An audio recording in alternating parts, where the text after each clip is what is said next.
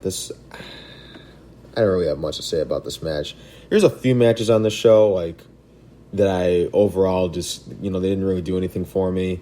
Like this wasn't like terrible, but it just it just didn't do anything for me.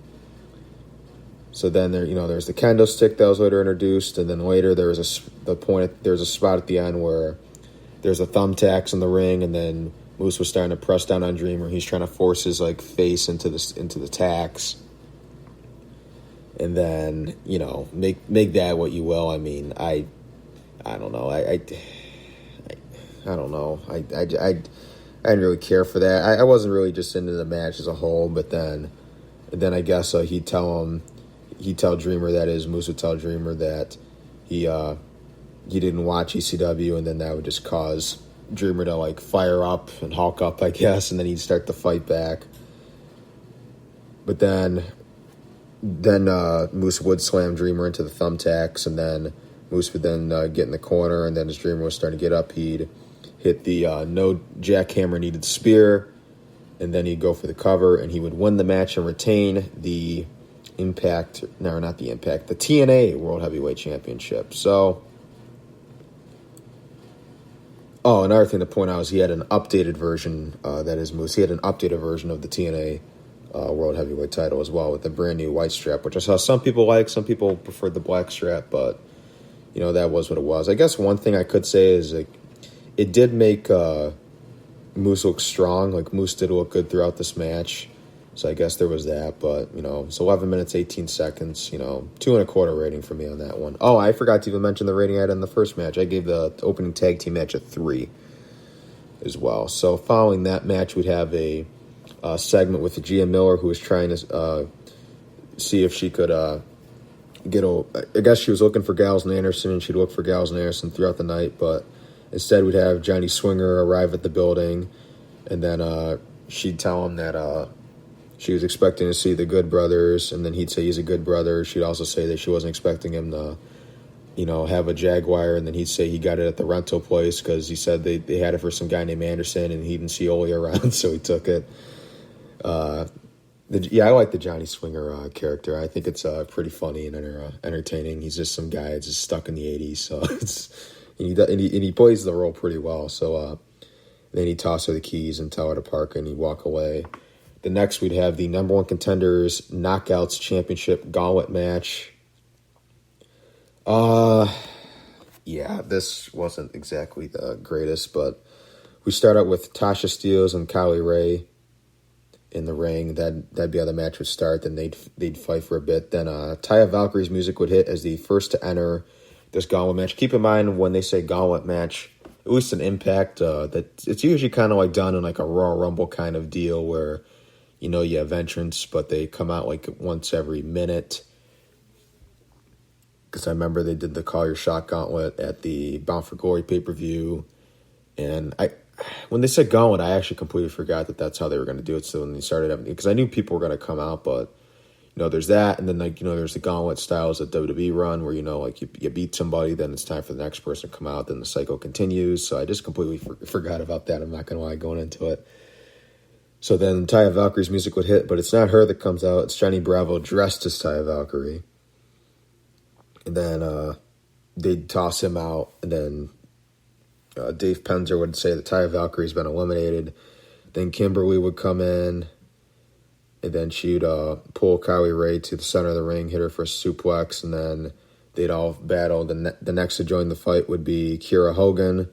Kiera Hogan and Tasha Steelz have become a team, which they've got a lot of teams right now in the Knockouts division, so I really think they should really look to bring back the Knockouts tag team titles. I think it'd be a great time to bring those back, just on a side note. So then Tasha Steelz and Kiera Hogan, they'd start to team together. Then Kimberly would start to dance in between both of them. Then they'd push her out of the way. And then they'd continue from there. Then next they'd say Katie Forbes is in, and when she come out, they'd announce that she's from Twerk City. Okay, that's one thing I'll say about this match is there's a lot of attempts at humor and whatnot, and I just don't think in this case it really worked. I mean, a comedy like an empty arena shows also just doesn't really work, I think, either. So, there's always that side of it too. But so then the first to be eliminated from this would be the first person to be eliminated from this gauntlet would be Tasha Steelz. And then Susie would come in. Actually, I think I had this backwards. I think I actually had it where Susie came in, or Tasha Steelz got eliminated, then Susie was in, then Katie Forbes came in. Okay, sorry, I had to get back on track there.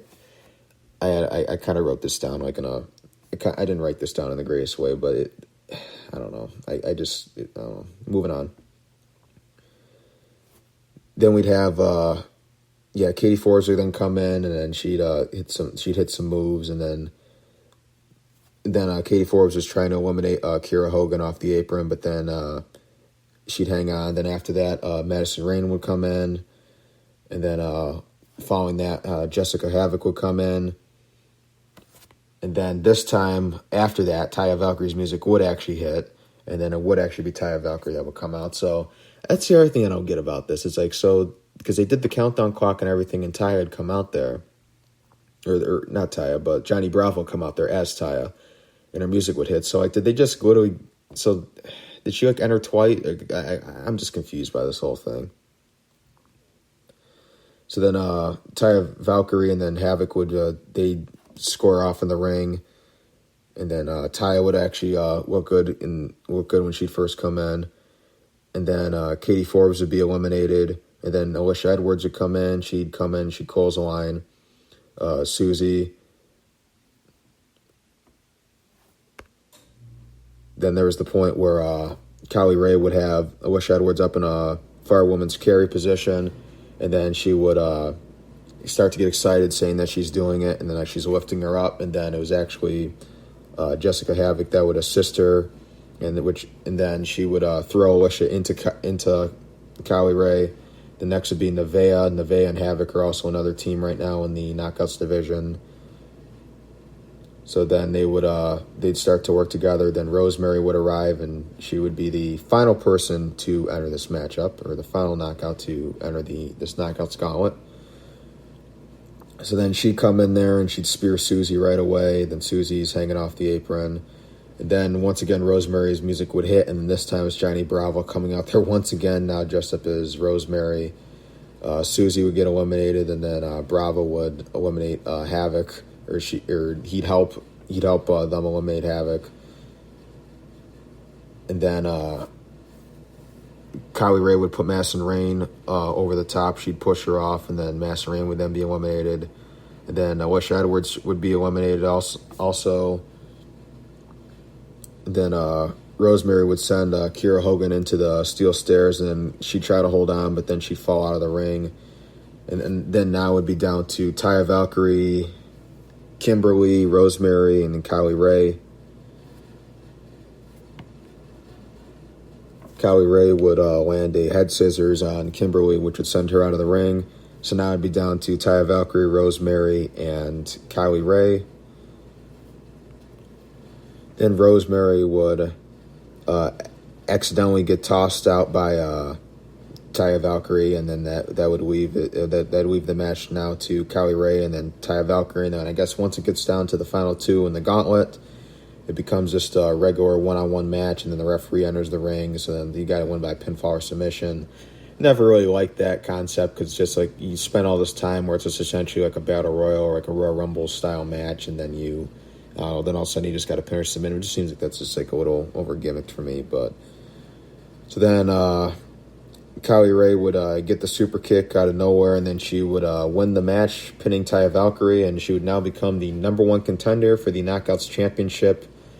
This is one of the matches on the show that just really didn't do anything for me. Like the Dreamer Moose match didn't really do anything for me either, but I guess the only thing with that is at least it made Moose look strong, so I guess there's that. So that's like one positive takeaway. This, I mean, it was good that it's good to see Kylie Ray win, because I think she's really good, and I think that seeing her go up against either who would have won, Jordan Grace or Deonna Purrazzo, I think that would make for a really good match for the next program for the Knockouts Championship. So it's happy to see her win. Outside of that, though, the match really just didn't do anything for me. Like, it just, I don't know, there's just some comedy in it, and it just really didn't do anything for me. So it was just felt kind of flat for me. So I'm gonna just give it a star just because I liked who they had win here. So I think there's that, and that's a positive. But that's about all I can say about it. So then after that, we would have Josh Matthews and Don Callis talking once again, and then out of nowhere, Heath Slater would appear, and I guess or Heath Miller, but I guess they just refer to him as Heath. Maybe they will call him Heath Miller, but they obviously Heath Slater is probably I'm assuming it is copyrighted, obviously, so they couldn't call him that. So, but he would appear. He'd hop the barrier, and then he'd take the microphone when Don Callis and Josh Matthews were facing the camera. Then he'd begin to talk, saying that he was ready to accept the Rascals Open Challenge, but I guess he was late there, so I guess he got thrown off by the time. And then he'd say that he's ready to go after the Impact World Champion, and he wants to fight for that. But then Rohit Raju would then appear, and then I guess he'd basically laugh at him, and he'd tell him that the last time he had tried doing so didn't end so well for him, and it ended rather quickly. So then Rohit would start to fight him, and then they'd have a little battle, and then Heath would lay him out, and then I guess that'd be Heath Miller, Heath Slater, Heath, whatever you want to call him. That would be his debut in Impact. So I'm happy to see him in Impact. I think it'll be a good place for him. I think in WWE he was never a guy that they really pushed. He had his moments as a tag team wrestler. He had the team with Rhino, and he had the team with Justin Gabriel. He had a little things there, but he was kind of jobbed out for really the majority of his tenure, and he had a 10-year run with WWE. So I don't think I think he'll be fine in Impact though. So I don't think it's really that big a deal. Because I know people were like, oh well, they can't bring in all these ex-WWE guys, otherwise that'll just take away from what they have there now. But I mean, AEW, if you really look at it, they have a lot of ex-WWE guys, and WWE, they have a lot of ex-TNA guys in the past. So I really don't. I guess to a point, you bring people in, you have them, win all the titles, and you just push them to the moon all of a sudden. I guess that's kind of the wrong message to give away. So I guess there's that, but I don't think in this case it'll be that bad for Heath and Impact or whatever, but. So the next we'd have Willie Mack defending against Chris Bay. This would be the X Division Championship match. Before they'd have a video package. Johnny Swinger would actually play a role in this, program or this feud heading into Slammiversary, but he would play no part in this matchup. I actually thought this was a pretty good match. Willie Mack, I've always enjoyed his work. I think he's a really good talent. He pulls off a lot of moves that you wouldn't think he'd be able to pull off. But that's why you never judge a book by its cover. And then you have Chris Bay, who I think is a very underrated talent. I remember he had wrestled on Impact one week, and then later he'd make an appearance on 205 Live, and I was just like, man, I was really hoping Impact would find a way to get him signed. They'd take advantage of that because I felt like he could just been a really key part to the roster, and then they were able to lock him up and sign him to a deal. And then I think he's just and he's so young too, so I think he's just he should be a big part of Impact's wrestling's future going forward. Yeah, so I thought it was a pretty good match. Pulled off some pretty good moves in this one. I think both are just great talents. But then toward the end, Willie Mack would hit a cutter, and then he'd look to hit the 6-star frog splash, but he wouldn't be able to. Chris Bay would poke Willie Mack in the eye, and then he'd hit the final finesse. So I couldn't think of the name for a second. He'd hit the final finesse, and then he would pin Willie Mack, and he would become the new X Division champion.